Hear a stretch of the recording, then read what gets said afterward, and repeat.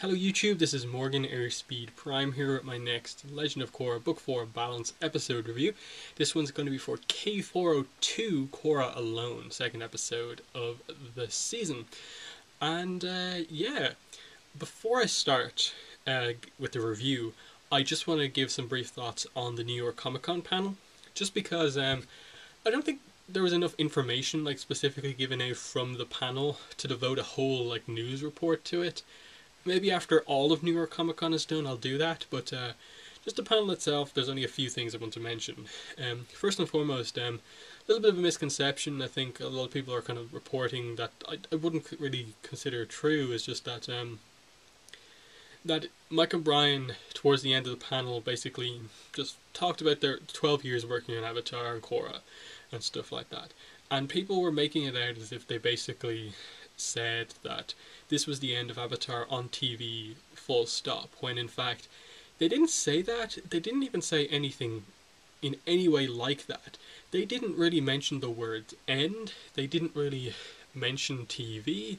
They didn't mention future shows. To be honest, they barely mentioned the end of Korra, full stop. They just focused almost completely on the fact that it's been 12 years since they started this thing. And they didn't say oh, it's been 12 years and now it's time to end it. They just talked about how it's been a great 12 years and how important the show is to them, the universe is to them, how important the universe has become to all of these fans here and stuff like that. So for me, the way I take this is less oh, it's the end of Avatar, and more they realise how important this is, and that, they're going to take a break, and maybe if Nick asks them, they'll do another show. It by no means confirms that there's another show coming, but at the same time, it also doesn't confirm that there's this is the end of Avatar. I think we're just going to go into a situation where we're in this exact same place as after Avatar: The Last Airbender, where we didn't know if there was another show coming, but one eventually happened, because as soon as Avatar: The Last Airbender ended, everyone just assumed the show was over, and I think people are doing the exact same thing again when we really have no information either way right now, apart from the fact that Mike and Brian in other interviews have said that, we're going on a break now, we're going to work on other projects for a while, which is exactly what they did after Avatar: The Last Airbender. But the key thing this time around is that they said, but this universe will inevitably draw us back in. And that's not confirmation that they're going to do another series, but it does kind of show that they're not completely against it. They would like to do one maybe at some point in the future, maybe. But that's all I want to say about that. As for the rest of the panel, I like the voice actors were actually pretty good in this panel. Usually they just get asked a random question that has a terrible answer, and their involvement in the panel is just oh, you're there to sign stuff for the fans, we'll just involve you in the panel. But this time around it was cool because I think they actually prepared some stuff. They actually had an idea of what they were going to do at the panel this time around. And so they had this video where they went through it was kind of like a parody of, the way they prepare for recording sessions, and they had this picture of Mike and Brian and her praise break and stuff like that. It was really funny and well done from them. And then they also gave them time in the panel to basically just talk about their experiences on the show overall, just from the heart, and that was really nice to hear that they gave them 20 minutes of the panel to that. That was really nice to hear from them. And then Brian, went through some concept art. It's just, classic concept art stuff. Because Book 4 is already airing, it's not as important as it would have been. It's stuff oh cool, the art book for Book 4 is going to be really cool to see all the new character designs, but there's no news from it as such. But I just thought I'd mention that in terms of New York Comic Con. You can actually watch the whole panel minus the episode, which also aired. They actually showed it on the live stream, which I was really shocked by. But the episode, I think the episode is there, but half of the audio is muted, which wasn't the case when it was actually airing live. But you can see all the rest of it, the concept art, the voice actors video and stuff like that. It's all up there on Twitch. I'll have a link in the description where you can watch the panel. But now, into the review. Korra Alone, very impressed with this episode. I kind of expected it would be this really important episode, very emotional, characterful, just complete focus on Korra, and that's what I got. Maybe it didn't have the kind of answers / resolution I was looking for, but in terms of just a character journey, this was right up there. This was this was Korra's version of kind of like, obviously it was Korra's version of Zuko alone, but it also felt a little bit like Korra's version of the Guru in terms of, complete character focus on an avatar and kind of really getting into her emotions about everything. And the Zuko alone references are clear as day for sure as well. Hence why it's called Korra Alone. But I liked the way it was done, and that there was the kind of present day story following up after the end of episode 1, and then we kind of flash back to little parts over the course of the 3 years, her journey and stuff like that. Obviously it ends with her meeting Toph, which is a big moment, and I assume whatever Toph kind of talks to Korra about will help her in her development going forward, and will give us some of the answers maybe that this journey didn't answer. And some of those questions include just what exactly is the dark kind of avatar state Korra that she's actually seeing? What does that actually represent? Like, is that her fear of like not recovering? Is it just her fear of dying as she had the nightmare at the start of this episode? Or what? Or is it kind of some representation of maybe why she has yet to be able to kind of like reconnect with Rava after the mercury poisoning? There's a lot of stuff that it could be, because there's interesting things presented about it. Obviously she hasn't been able to activate the avatar state. When she goes to the spirit world, she doesn't seem to give off the Rava spirit energy that she usually would, and yet there is this thing, this dark spirit kind of thing, that only she can see, and maybe the other spirit who follows her can see. So to some extent it is a spirit, an actual spirit that's outside her body that only she and other spirits can see. So I'm very interested to see what exactly that's explained as, because ultimately this is the thing that keeps her away from Republic City. When she goes there, she sees that and turns back. And in many ways, the big kind of journey that Korra goes on in this episode is that she's eager to make her recovery. And she goes to Katara after a really nice scene with her mother. I really appreciated getting to see Senna again, and that they didn't give that scene to Tonrock. I like the kind of mother-daughter scenes that we get here, and this was very good. Just, it's been 3 weeks, will you please go to see Katara for us? And she agrees, and when she goes there, we get some very nice scenes with Korra and Katara. Seeing how kind of kind Katara is, and how much she knows kind of how eager Korra is to heal. And there's some really, really emotional moments here. Like Korra has yet to apparently move her legs in the past 3 weeks, and then just after a few healing sessions, just Katara says, just visualize your big toe moving, and you can do it. I can help your physical healing, but much of your healing is up to you, and that's the key thing I think still going forward.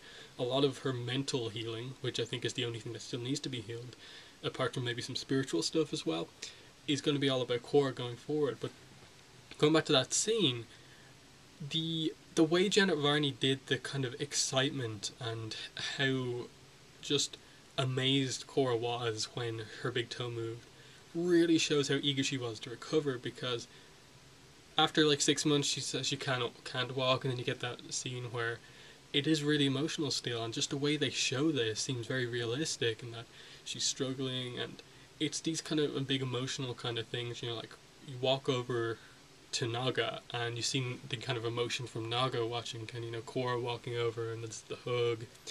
It's just a really strong moment, and you see that Korra has basically recovered physically, and then there's the scene where Tenzin shows up, and she's really eager to show Tenzin that, look, like in episode 1, look how well I can do my firebending test again.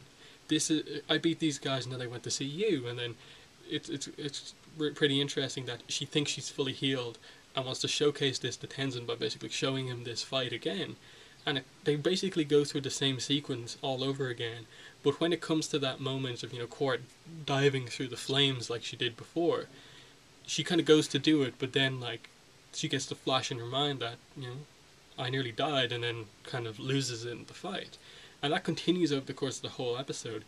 Anytime she gets involved in the conflict or something that's related to her being the Avatar, fighting, her mind goes to that moment where she was nearly killed. And you see that frustration really come out in the scene where, just before she walks with Naga, when she's just sitting in the wheelchair and just gets out all of her frustration and kind of aims it at Katara, and Katara just explains like, what about how like Aang felt? You're not the only Avatar to go through suffering.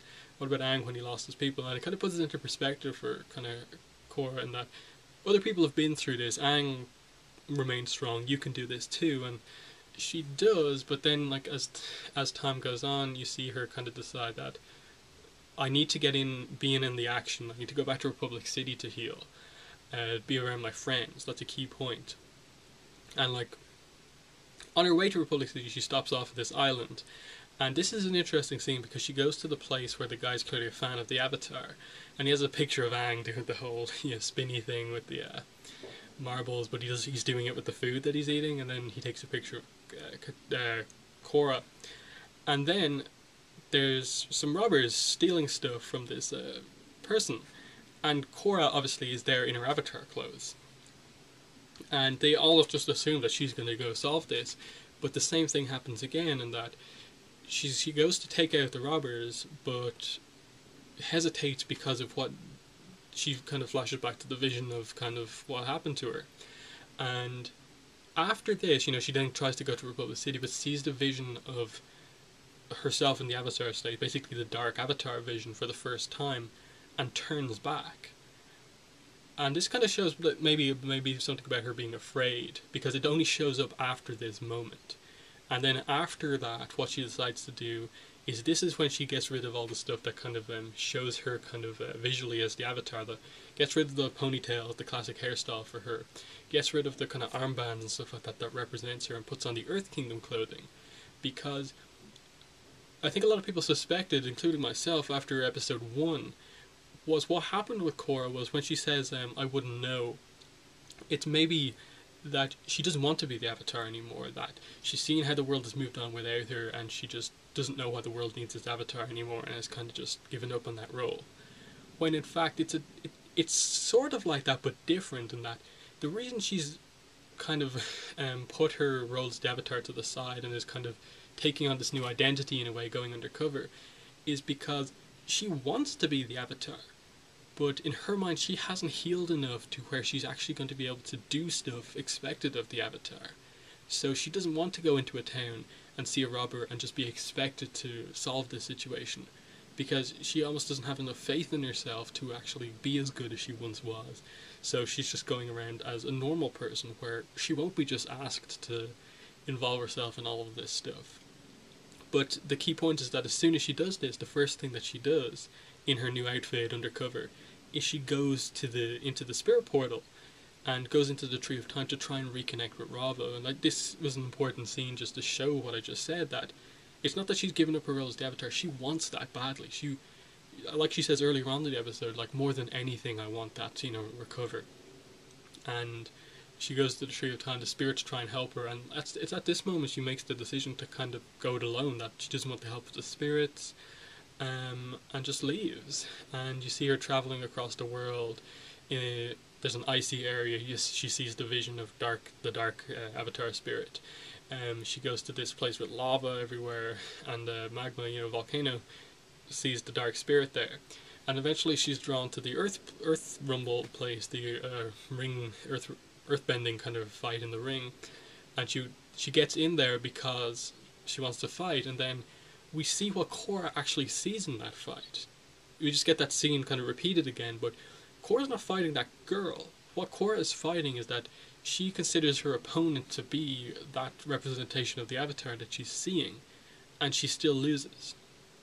And then after this she goes to the swamp, and we find out that the little dog that scared the spirit away the first time was actually the spirit that tried to help her in the Tree of Time, and this was the only way to kind of lead Korra to something that could help her. Which I suppose adds into the fact that this spirit specifically leads Korra. We don't know if it's either to see the representation of herself, or like specifically it leading her to Toph. I would assume it's Toph, because the representation of Korra that she sees, the vision, seems to be in Korra's head, and only spirits and herself can see it, because Toph reveals that even though Korra apparently has this big fight with the spirit and tries to climb a tree and gets sucked underground in the liquid metal, Toph just says, I found you lying in the mud, So that fight never happened. It was literally just a hallucination, as seen earlier in the episode. And so it's very interesting again, because the episode doesn't reveal specifically what that spirit represents to Korra. And what if she was able to win one of those fights against herself? Would that represent that she's fully healed, or what? Or is it something different? Is it something related to her avatar spirit? And this all plays into the fact that if she does heal and kind of reconnect with Rava and stuff like that, maybe the past avatars will come back with it. Because I think that's been in the background of people's minds ever since that happened, obviously at the end of book 2. And people were just suspecting now that they probably won't do it. They made a big deal about that this was a big loss to Korra in book 2. Maybe it'll come back now, like, given that it has to be a thing that, you know, she needs to gain her connection to Rava to be the Avatar kind of again. But still, it's a really just strong journey throughout the whole episode. Just seeing and analysing what Korra's going through, and it's a really strong in that sense. Like, not many shows do like a character arc like this in an episode, and that I can sort of see how, you know, like, maybe if kids were watching this episode, maybe they wouldn't get as much out of it as more adults, but because there's not a massive amount of action in it, and you really do have to analyse it to know what's going on. Like I'm a big Avatar fan, I know my stuff, and even now I'm kind of like, there's so many different ways you can interpret what's going on here, and you really do have to get into Korra's head to really think, to discuss it full stop. But obviously, towards the end of the episode, we find out it's Toph is where Korra ends up, and Toph's living in the swamp from obviously the episode The Swamp in Book 2 Earth, and that's interesting in itself. In that the first place we ever saw Toph was Aang's vision in the swamp. That's where he saw the vision of Toph and, you know, the flying pig and stuff like that, flying boar, I think, and it's so kind of fitting that that's eventually where Toph's journey of enlightenment leaves her to end up, and that's where she's living. Because Hugh in that episode, Hugh said that he achieved enlightenment under the banyan tree in the swamp, and that's where kind of Toph has ended up to kind of undergo in her journey of enlightenment. And you kind of wonder, has she found enlightenment? Because if she has, maybe she can teach Korra to find the same. But at the same time, you know, the spirit has led Korra apparently specifically to Toph, and again, it seems very fitting in that Korra is alone, and she kind of gets frustrated with the fact that everyone thinks they can help her, and it's all the kind of people who are trying to be nice to her and stuff like that who are saying this, in that, like, Katara's been super nice to her and says, you know, you just have to heal yourself. Tenzin talks about patience. Toph, on the other hand, is a character who, if she goes to teach Korra anything, is going to be quite tough with her, I think. Obviously, it's a different Toph than I think we're when we get to fully see what she's like. It's going to be a different Toph, because obviously she's been on a big journey that we wouldn't expect from her. And so I think she's still going to be roughly the same. She's not going to be like Aang, like she was with Aang in like Bitter Work, where she's like a taskmaster kind of army sergeant. But I can sort of see, like, a lot of people made the joke, you know, like, is this going to be like Luke and Yoda in Dagobah? Because, you know, not only is, you know, Toph, you know, obviously kind of small kind of in size, and Korra, I suppose now she's older, is still fairly tall, you know, all things considering, has that kind of is the kind of Luke Skywalker character of the show. Could we see a scene like that where just like Toph is on Korra's back teaching her and stuff like that in the swamp about the nature of kind of enlightenment, the Force type thing? That would be really kind of clever and funny if that actually happened.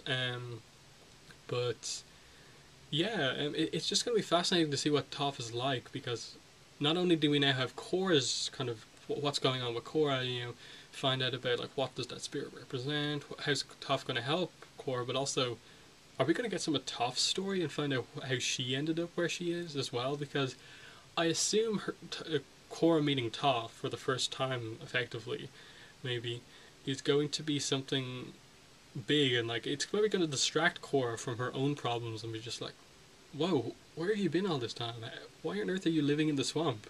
Like, that's an obvious question like Korra's going to ask, rather than she's been very focused on, you know, her own issues. And that's still pretty cool. And so you can already see, I think, a little bit of the fact that it's a different Toph, and that Toph has never been one to focus like heavily on these avatar spirit powers and stuff like that. And then she's kind of like, oh, your avatar senses must have led you here. You should probably listen to them and stuff like that. And then talks about like reincarnations in your past life, and that, like, even that doesn't seem like the sort of thing you'd expect Toph to say. So Toph has clearly like matured or has become wiser on her own journey, and I think in a way she could be the perfect teacher for Toph, in that just their base characters seem quite similar to each other, and that they're very much kind of like they love a good fight. They both have that kind of like just get to it sort of thing, action and stuff like that. So they should be a cool duo to kind of get to meet in the next episode and see what they're like together.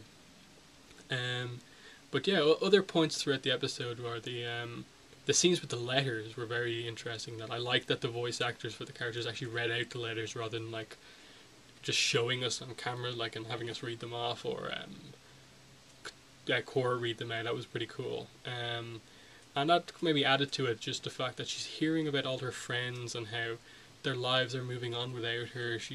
They're doing all this thing. Mako's back to his job. Asami has this new contract. Bolin says he's joined Kuvira. While her whole focus is on healing. Her whole focus is on, as she says to Asami when she writes back, these last 2 years have been the hardest of my life. And she's just been through like a crazy 6 months dealing with all these issues with like Amon, Unalaq, and Zahir. Yet she talks about the hardest months of her life are these 2 years of recovering. So that says a lot about Korra and dealing with this recovery. And then it's interesting in itself that she only writes back to Asami, and specifically tells Asami not to tell Mako and Bolin that she only wrote to her, and that they wouldn't understand. So maybe that's something as well. So there's set up for Korra meeting back up with the rest of Team Avatar as well. But yeah, just really, I thought it was a really good episode. So much to talk about, even though there weren't like many huge like plot reveals, or like they didn't really reveal much about what really Korra's going through, but there's so much there to just discuss and speculate on, and I really do feel like it kind of is like a kind of, this is like the first part, and then we're going to get some revelations next part, next episode, and maybe towards the end of next episode, maybe the episode after that, we'll see Korra finally get into her full-on, official Book 4 outfit, as we expect, and become the Avatar again. And as I said again, Toph being this kind of person who eventually makes this change within her seems perfect for me, especially if Toph herself has changed. Because I think of the members of Team Avatar, she seems like the character who needed to develop the most, and in her later life would have developed the most. So very happy with the episode, and definitely let me know what your own thoughts are, because I think of all of the episode, this is definitely one of the most kind of like, you need to discuss this episode. There's a lot of theories for this episode. What do you think that dark vision of herself represents? That when Korra sees herself in the Avatar state with the chain around her arm, what does that represent in your mind? That's the big question I have for this episode, and I really want to hear some theories on that. Yeah, that's my thoughts. All I'll say is just I'll have more in-depth thoughts for you guys on the podcast on Sunday. Greg and Kelly from the podcast are at New York Comic Con this weekend. They attended the panel, I know for sure both of them did. And while we won't have them on the show this weekend, because obviously we record on Sundays, and it will be Sundays during like the convention time, but we will have them on the following week, assuming they're all able to like attend at the right time, the podcast. But it'll be myself, Troy, and maybe Harrison this week on the podcast to discuss this episode. Obviously, this Sunday episode will be out for you guys to listen to on Sunday. And yeah, we'll have more thoughts on that. We'll go through the way we're going to do is we're going to go through it scene by scene, basically. And as you just said, I kind of went through it scene by scene here. There's a lot to talk about in this episode, so definitely check that out. But yeah, that's been the video. Thanks for watching, and bye.